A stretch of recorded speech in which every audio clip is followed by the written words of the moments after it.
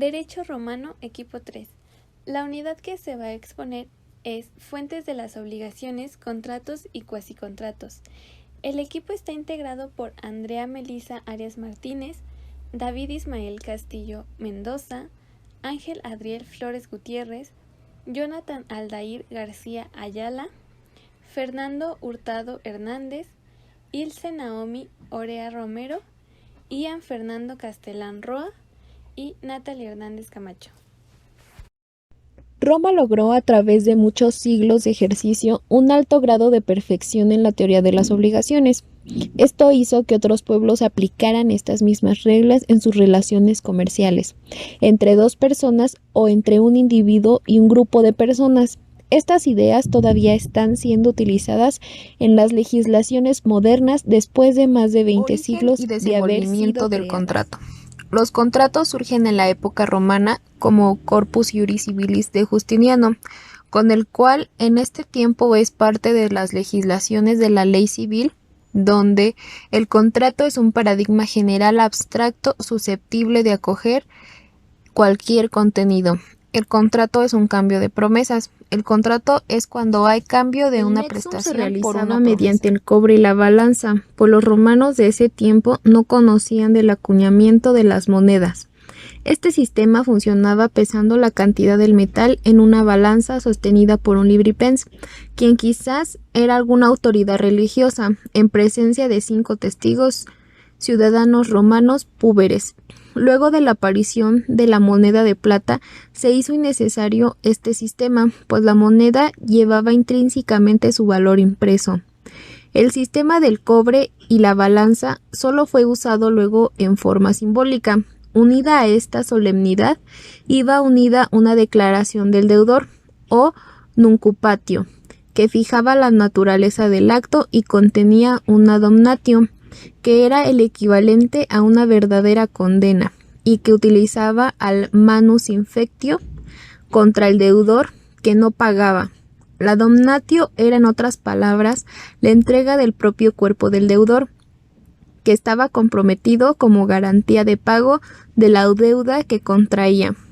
Esta condena podía empujar al deudor hacia la esclavitud y podía ser víctima también de grandes abusos por parte del deudor, como ser encadenado, abusado físicamente o ser sometido a trabajos forzados. El nexum solo se libraba mediante un pago especial, acompañado de la solemnidad aest et libra, así como también de un nuncupatio.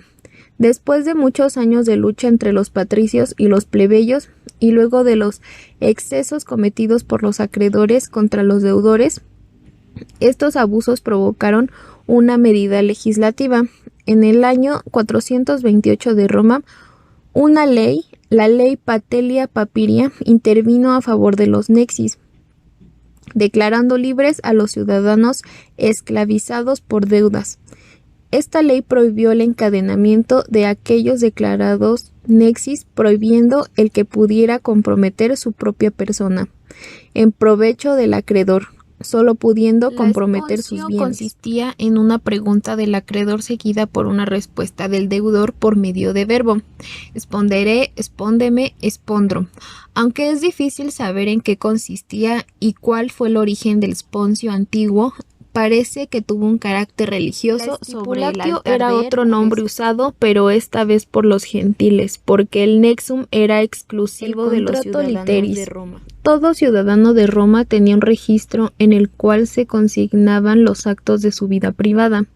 Si alguien había hecho un préstamo al estilo nexum, debía consignarlo en su códex, anexando que la suma había sido pesada y entregada al prestatario.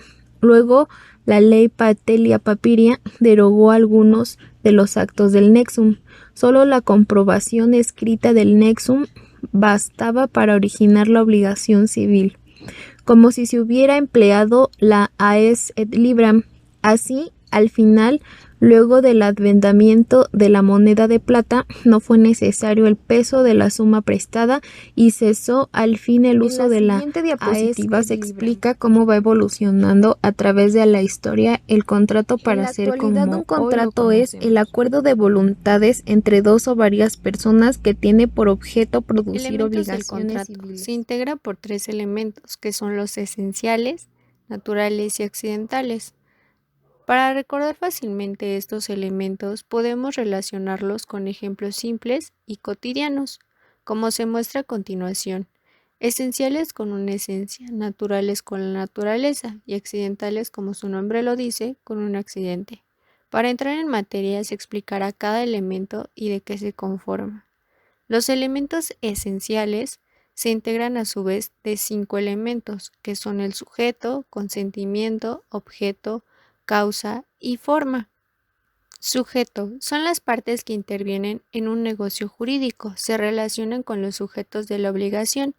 Para que pueda existir un contrato es necesario el acuerdo de voluntades entre dos o más sujetos, es decir, un acreedor y un deudor. Es importante mencionar que podrá ser sujeto de contrato toda persona que goce de plena capacidad jurídica y que no esté incapacitada para realizar un acto determinado. En un principio esto no era posible, ya que no figuraba a un tercero como beneficiario en el negocio jurídico, debido a que en el negocio jurídico solo recaían los sujetos. Posteriormente esto se admitió, que intervinieran en un contrato. La representación jurídica con los romanos mostró una resistencia de llevarlo a cabo a su aplicación, ya que el negocio jurídico producía efectos solo entre las partes que intervinieran de forma directa en él. Bueno, ¿y qué es la representación? Es la intervención de una persona ajena a los sujetos. Existen dos tipos, que es la indirecta y la directa. La representación directa es el acto jurídico realizado por el representante, produce consecuencias sobre el patrimonio del representado. La representación indirecta es el representante que realiza actos jurídicos de consecuencias para su propio patrimonio, pero las cuales con posterioridad repercuten en el patrimonio del representado. El consentimiento es la declaración de voluntad de las partes con el fin de generar determinadas consecuencias de derecho. El consentimiento es la oferta y su aceptación adolece de algún vicio que impida la formulación de acuerdo de voluntades.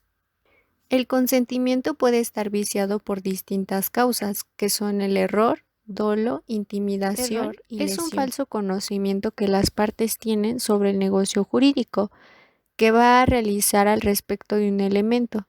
Existen errores de derecho y hecho. Los errores de derecho son los propios, que consisten en la ignorancia, el falso conocimiento o equívoca interpretación de la aplicación de la ley. Los errores de hecho son los impropios. Estos pueden anular el acuerdo de voluntades. El dolo es toda astucia efectuada por una de las partes para que la otra incurra en error. La palabra dolo es la idea de falsedad. Existía el dolo malo y el bueno, es decir, la astucia de un individuo, sobre todo cuando se planeaba algo en contra, ejemplo, de un ladrón o de un enemigo. La intimidación, esta se manifiesta en actos de violencia, sea física o moral, o sea, se obliga a una de las partes a realizar un negocio jurídico. Y por último, la lesión es el hecho de aprovecharse de la ignorancia o la difícil situación económica de la otra parte. En este vicio no hay violencia, pero se aprovecha de alguna de las partes, que es la ignorancia. Es la realización de determinada conducta que parte de uno de los sujetos, consiste en un dar, hacer o prestar. El objeto debe ser lícito, posible, apreciable en dinero y determinado. Posible debemos entenderlo tanto física como jurídica y puede ser de forma abstracta o concreta y se debe dar al momento de celebrarse un contrato. De no ser así, podría decir que está viciado, lo que traería como consecuencia la nulidad de este contrato. Abstracta cuando en el momento de darse no existe aún la posibilidad de su realización. Concreta cuando al momento de darse es factible su realización. Apreciable en dinero. Esto quiere decir que puede ser sustituido por dinero en dado caso de que el mismo perece de algún motivo. Determinado. Esto quiere decir que los deberes contraídos por las partes deben estar definidos desde que se contrae o que pueden definirse posteriormente. Causa. Es la motivación que tiene toda persona para realizar un negocio jurídico. Esta motivación debe ser confesable de acuerdo con la ley. Existen negocios jurídicos legales en cuanto a su apariencia, pero que van de manera notoria en contra de la ley, lo que conocemos como fraude a la ley. Ejemplo, poner a nombre de otros las porciones de terreno que exceden la cantidad que se puede tener de acuerdo con la legislación agraria. Forma. Consiste en aquellos requisitos que deben sujetarse a la relación contractual. En pocas palabras, es el que configura cada contrato. En Roma, el negocio jurídico era extremadamente formalista, que se podría decir que esta era la parte más importante Elementos de las accidentales reglas del contrato. Pueden aparecer o no en el contrato, pero tendrá validez sin su existencia. Se integra de 3 elementos, que es la condición, término, modo o carga. Condición. Es un acontecimiento futuro de realización incierta. Si de tal realización incierta depende que entre en vigor un negocio jurídico, es decir, una condición suspensiva. Ahora bien, si de esa condición depende la cancelación de un negocio jurídico, estaremos ante una condición de carácter resolutorio. La condición puede ser de 3 tipos: potestativa, casual y mixta. Potestativa cuando depende únicamente de las voluntades de la persona que deba realizarla. Casual cuando su realización sea independiente de la voluntad del interesado. Mixta cuando esté sujeta a la voluntad de las partes afectadas y de un acontecimiento ajeno a ellas puede depender de una tercera persona o de un hecho natural. Es importante recordar lo siguiente: la condición puede ser suspensiva o resolutoria. No importa su carácter, la condición puede ser de 3 tipos. Término. Es un acontecimiento futuro de realización cierta del cual depende la entrada en vigor o la cancelación de los efectos de un negocio jurídico. Término suspensivo. El negocio tiene efectos a partir de esa determinada fecha. Término resolutorio. El negocio tendrá efectos hasta esa determinada fecha. El término es la fecha de realización para llevar a cabo Modo el o negocio carga. jurídico. Es un gravamen impuesto a una persona en un acto de libertad, en una donación, un legado o una manumisión. Este depende de la buena fe.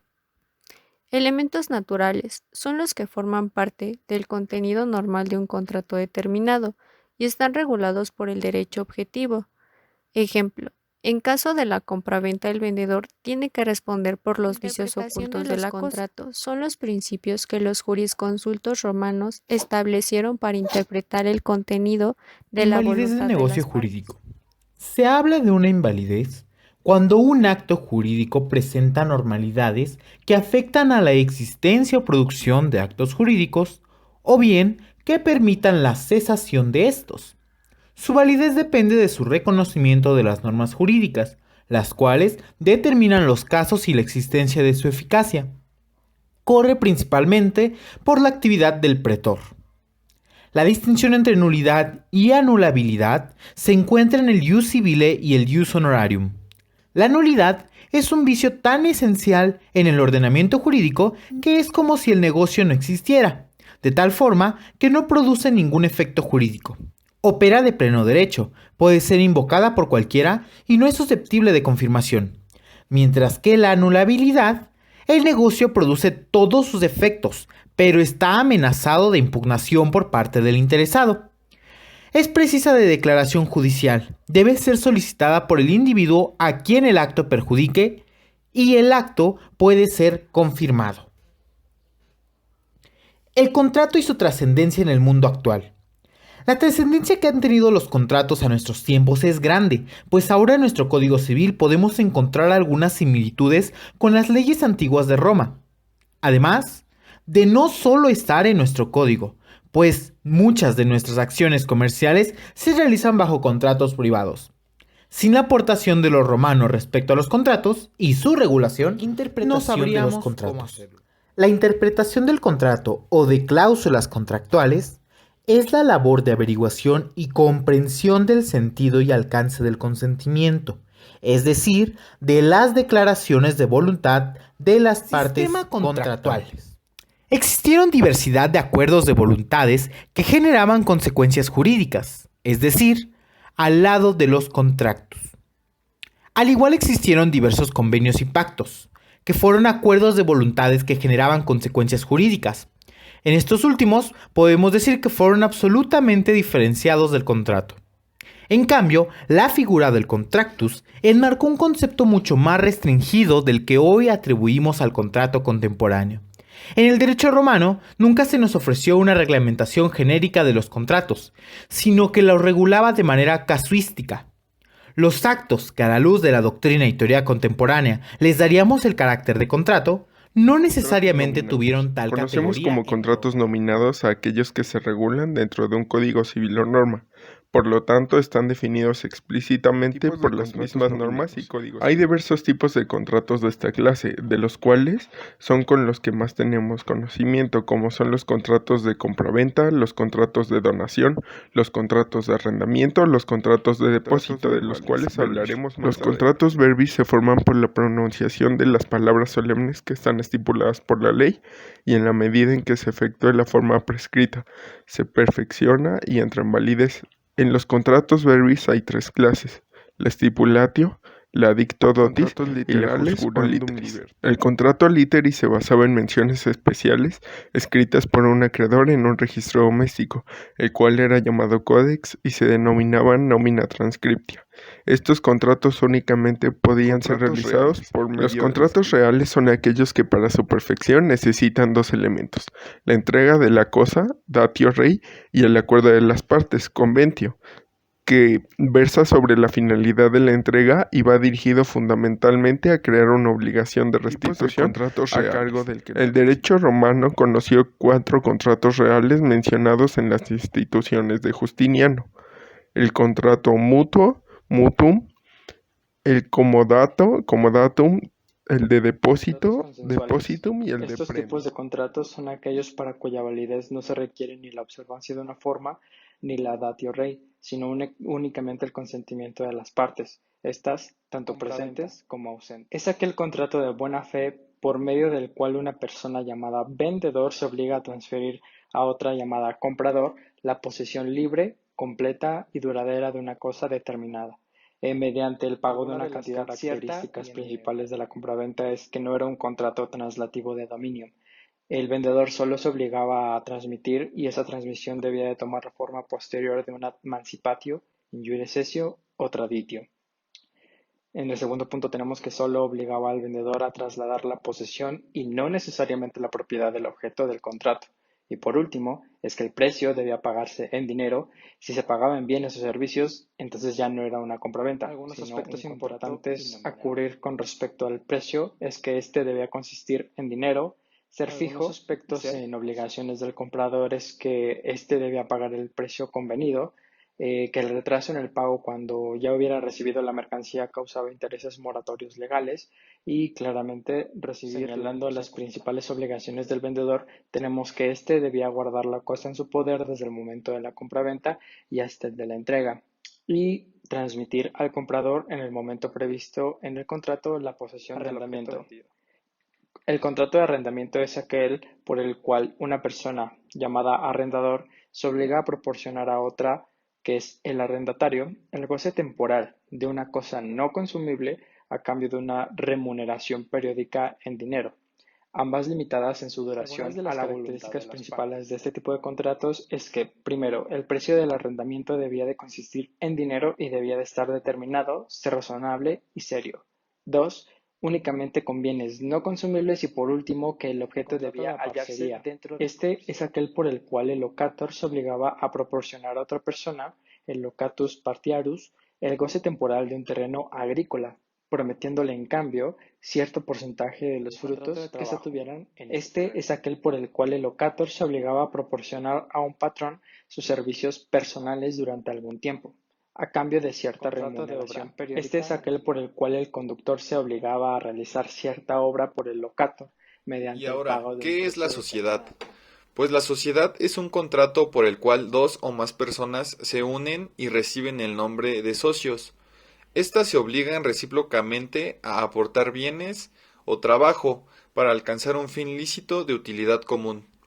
Entre sus características principales encontramos las siguientes. 1.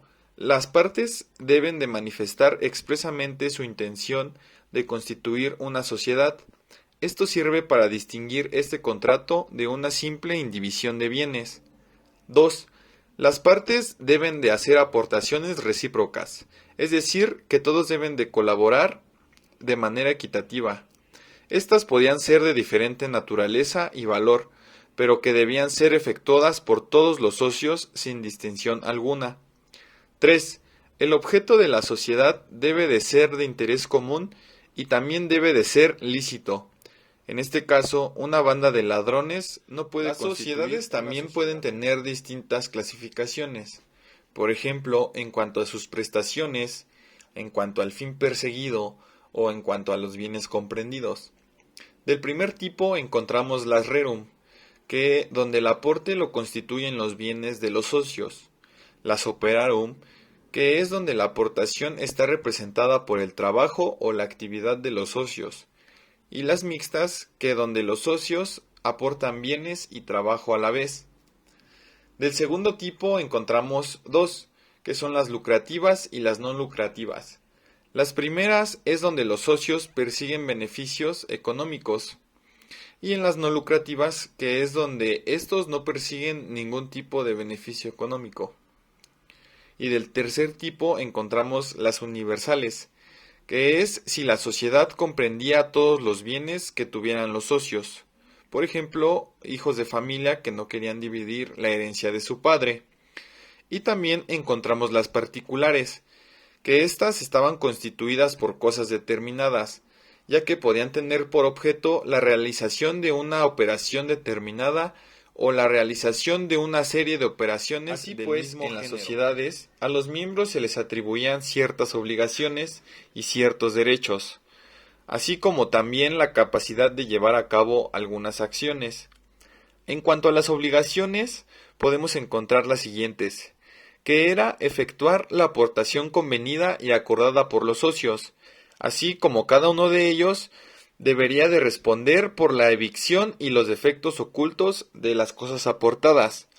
También cada socio respondía de su dolo y hasta de culpa leve en casos concretos. Y pues los socios en general debían responder de las pérdidas en partes iguales o equivalentes a los beneficios. Y en cuanto a sus derechos, todos los socios podían dirigir los asuntos sociales, pero generalmente se designaba a uno de ellos para administrar estos asuntos y dirigir la sociedad en sí. Y pues también, como en las pérdidas debían de participar en partes iguales, en las ganancias también. Y en cuanto a las acciones que podían llevar a cabo, se encuentran dos tipos, que es la actio pro socio y la actio communi dividundo. La primera permitía hacer efectivas las obligaciones recíprocas de los socios, y también servía para pedir la disolución de la sociedad. Del segundo tipo, ya se daba por terminada la sociedad, y esta acción servía para pedir la división de la cosa común, que por lo general eran los bienes aportados y las ganancias obtenidas durante la duración de la sociedad. Antes, estas sociedades también podían tener un fin, tomando en cuenta ciertos puntos.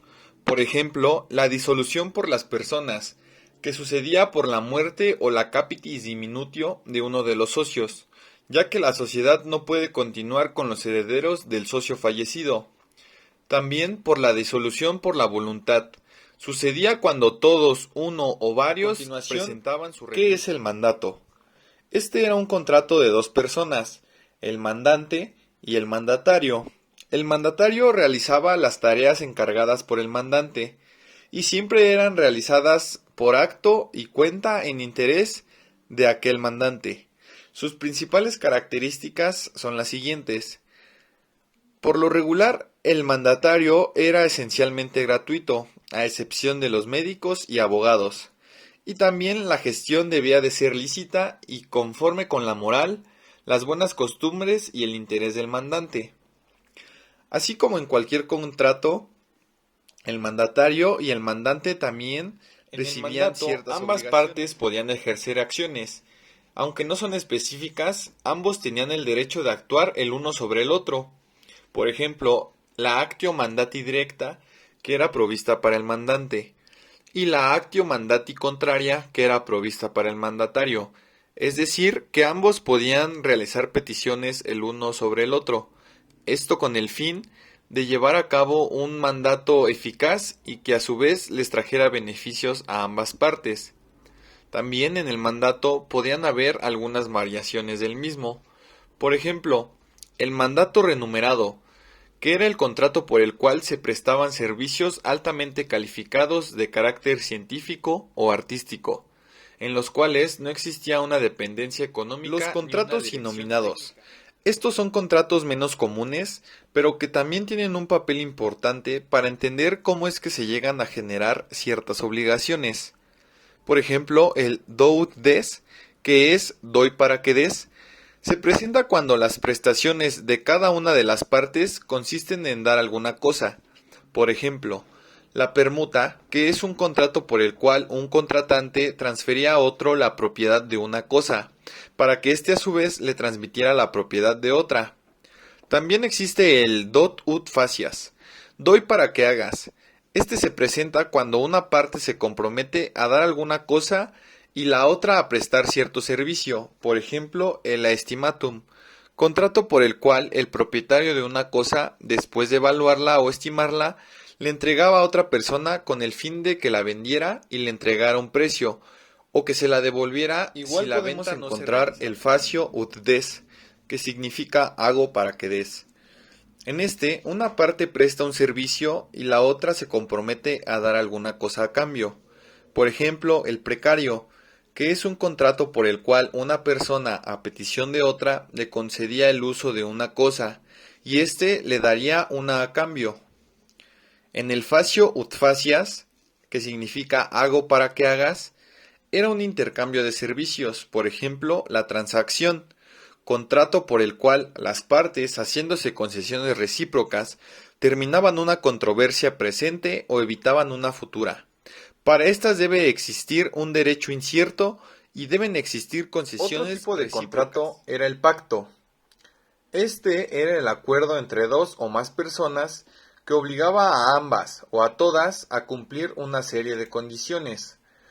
Dentro de estos encontramos los pactos adyectos, los pactos pretorios y los pactos legítimos. En los pactos adyectos eran aquellos que podían anexarse a un contrato de buena fe al momento de su celebración. Esto para modificar los efectos que generaría. La pacta praetoria es un juramento o un convenio mediante el cual dos personas deciden resolver una controversia judicial o extrajudicial mediante un juramento voluntario. La siguiente clasificación. El constitutum de vitae servía para organizar una prórroga de un contrato existente. Un convenio por el cual una persona se compromete a pagar en día o lugar fijo una deuda propia o ajena. Durante el derecho justiniano se requería de una deuda preexistente, pudiendo existir novación en el caso de un nuevo nombramiento de un deudor o la designación de un codeudor. Se otorgó la actium pecunia constituta, por la cual siempre debía tratarse de deudas pecuniarias. El derecho clásico la amplía a Esta se clasifica en tres partes más. El receptio argentario. Era un pacto mediante el cual un banquero se comprometía con su cliente a pagar una deuda que éste tuviera con un tercero. Una vez realizada la promesa, se cuenta con la actium receptia contra el banquero. Receptum arbitri. Este era un acuerdo a través del cual una persona se compromete a fungir como árbitro en un pleito. Se cuenta con la acción de recepta para obligar a la clasificación es el receptum naturum capunum o stabularum. En esta se concedió la acción de recepto contra los armadores de barcos, posaderos y dueños de establos que se hacían responsables de mercancías confiadas a su pacta praetoria. Se encuentra el juramento voluntario. En esta las partes convenían en que una futura controversia fuera decidida mediante un juramento. Y por último, la pacta legítima. Estas eran aquellas cuya obligatoriedad fuera dada por constituciones imperiales y entre las que tenemos la promesa de dotar. El pacto de compromiso por el cual se convenía someter eventuales pleitos a la decisión de uno o varios árbitros y que el más importante era la promesa de clasificación. La primera es de dote. Esta era una promesa de otorgar dotes sin cumplir con las formalidades de la dictio dotis o de la stipulatio. Esta se concedió la conditio ex legis para es la de donación. Esta era una promesa sin cumplir las formalidades exigidas.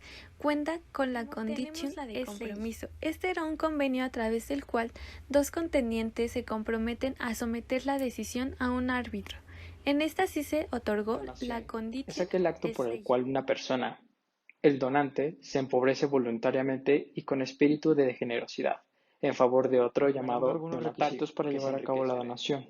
Primero, empobrecimiento del donante. Segundo, enriquecimiento del donatario. Tercero, animus donandi. Esto, intención de realizar un acto de liberalidad.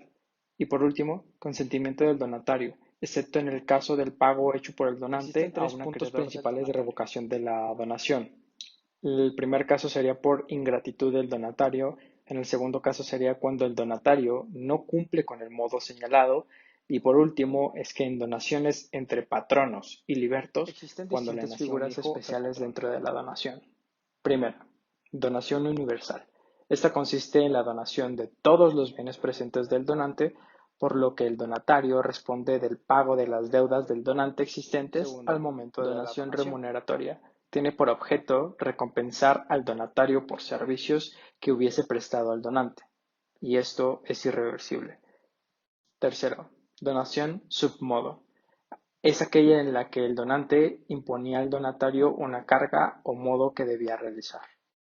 Y por último, donación mortis causa. Este produce sus efectos. Yo les voy a hablar de los cuasicontratos. Es un hecho voluntario lícito y no convencional entre dos o más personas con el objetivo de crear vínculos de obligaciones. El derecho romano consideró que aquellas obligaciones que no provenían propiamente de un contrato, pero que no derivaban de un delito, podían provenir de una figura afín al contrato, y decía que se originaban quasi ex contractu. La gestión de negocios. Es el acto de administración de intereses ajenos realizado sin encargo de su titular. Era necesario que el gestor obrara por propia iniciativa, que supiera que el negocio gestionado era ajeno y que realizara la gestión en interés del patrimonio del titular, ya fuera para beneficiarlo o para evitarle un perjuicio. El enriquecimiento injusto. Se daba cuando una persona obtuviera una ganancia a costa de otra, sin que mediara una causa jurídica. El derecho clásico otorgó diversas acciones para que el perjudicado lograra una indemnización por el perjuicio sufrido. Las principales acciones eran las siguientes. Primera, condictio indebiti soluti. Esta acción se concedía a la persona que había entregado algo a otra pensando que lo debía. Segunda, condictio indebiti soluti. Fue la acción para exigir la devolución de algún valor entregado en vista de una cosa deshonrosa para quien lo recibió. Tercera, condictio causa data causa non secuta. Esta acción servía para pedir la restitución de una cosa entregada en virtud de un contrato innominado. Cuarta, condictio sine causa. Se relacionaba con aquellas entregas que, aunque justificadas en el momento en que se efectuaron, posteriormente dieron lugar a un enriquecimiento ilegítimo. La comunidad incidental. Se dice que hay indivisión o comunidad cuando una misma cosa o universalidad de bienes como una herencia pertenecen a varias personas que son propietarias pro indiviso de la misma. Es una situación parecida a la sociedad, pero sin que se haya celebrado ningún contrato entre las personas que conforman la comunidad.